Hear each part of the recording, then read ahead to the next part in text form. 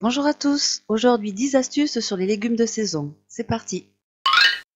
Pour qu'un os à moelle reste intact dans votre pot-au-feu et ne se décompose pas à la cuisson, fermez ses extrémités avec une rondelle de carotte attachée à l'aide d'un morceau de ficelle alimentaire. Les amateurs pourront ainsi se régaler avec toute la moelle, à déguster avec du gros sel et du pain. Que vous les aimiez en julienne, à la vinaigrette, simplement à la vapeur ou encore dans une sauce pour agrémenter vos poissons, vous obtiendrez des poireaux encore plus tendres et savoureux si vous pensez à les faire cuire avec une carotte entière.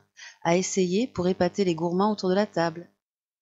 Pour celles et ceux qui surveillent leur ligne, voici une astuce savoureuse pour des carottes incomparables. Renoncez à l'éternel filet de citron censé remplacer la vinaigrette. Préférez-lui un jus d'orange ou de clémentine. En plus, vous ferez au passage un plein de vitamine C.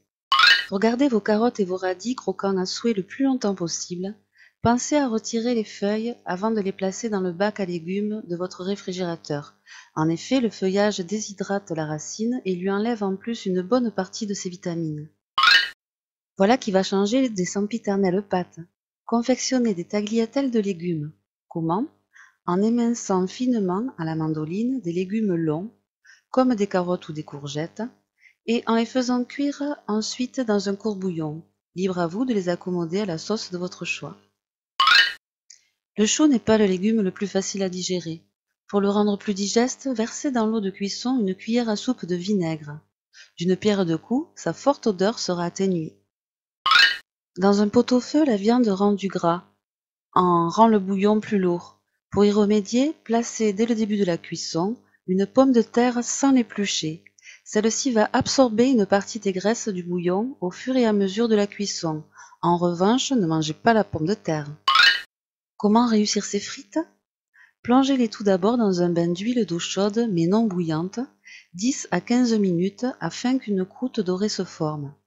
Après un premier égouttage, baignez-les à nouveau dans de l'huile à 180 degrés quelques minutes.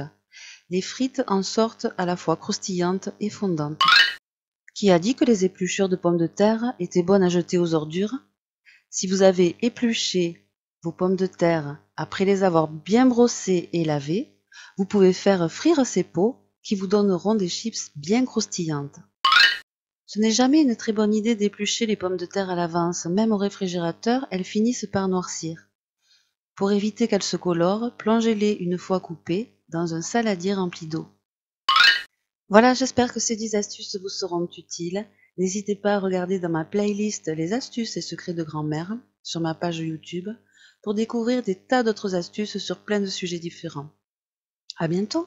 Ciao ciao.